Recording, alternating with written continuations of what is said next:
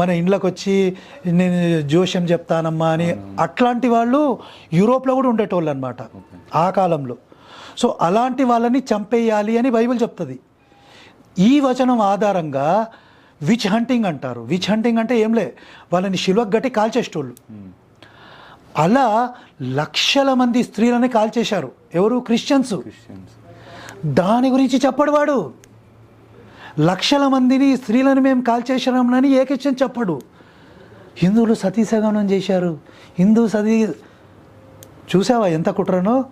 ఇక్కడ జరగనే లేదు. జరిగితే ఒకటి రెండు జరిగితే దాన్ని పెద్ద భూతద్దంలో చూపెడతాడు, మైక్రోస్కోప్లో చూపెడతాడు.